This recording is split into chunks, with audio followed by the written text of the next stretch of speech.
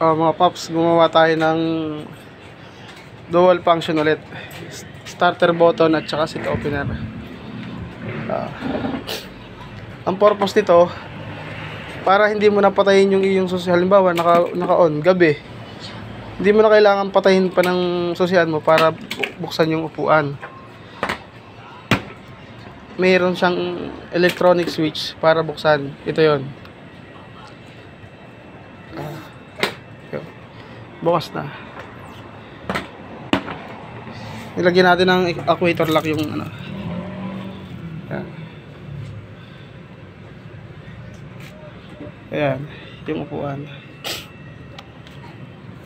Bali, ano to, yung safe na matagawa ng may limit switch. Pag kayo gagamit ng actuator na ganito, yung 5 wire. Ayan. Positive yung green, negative yung black. Tapos, pagsasamahin nyo yung brown at blue para mag-limit siya. Pag binabad mo yan o. Yan. Yan ang purpose. May limit switch siyang built-in. Kahit ibabad mo ng pindot, hindi siya masusunog. Unlike dun sa dual wire lang na masisira pag binabad ng pindot. Yan.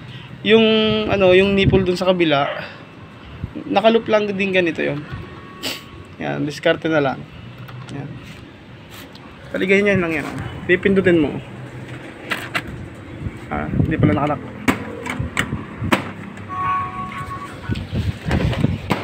Ilalak mo siya, tapos pipindutin. Bukas na. Tapos, yung starter naman, ganun din sa stock. Yung kailangan mo lang ng pepreno ka, syempre, pepreno, tapos start. Ginamitan man natin ng 5-pin relay ito.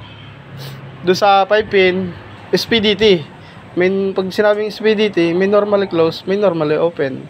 Sa normally close nakalagay yung seat opener, kaya pag ano mo, tapos dun sa normally open, sa normally close yung seat opener. Tapos sa normally open yung starter sa normally open.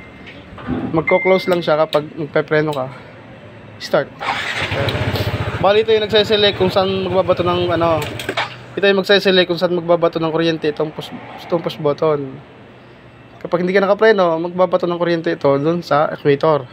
Pag nakapreno ka, magbabato ng kuryente itong push button dun sa starter. Yan. Yun yung may SPDT relay, tapos pwede rin namang momentary switch lang. Mga katulad nito, itong tawag dito momentary switch. Yan. Itong mga ganito, latching switch. Yan. Ito ay para lang dun sa halimbawa gabi, kailangan mong buksan yung upuan mo, yun yung purpose niya. Hindi mo na kailangan magpatay ng susian para lang buksan yung upuan. Yan. Sana makatulong yan, konting idea. Para sa mga nakakaintindi. Sa mga hindi nakakaintindi, huwag nyo na i-DIY kasi medyo komplikado yan. Pagawa nyo na lang. Yan. Yan. Okay po.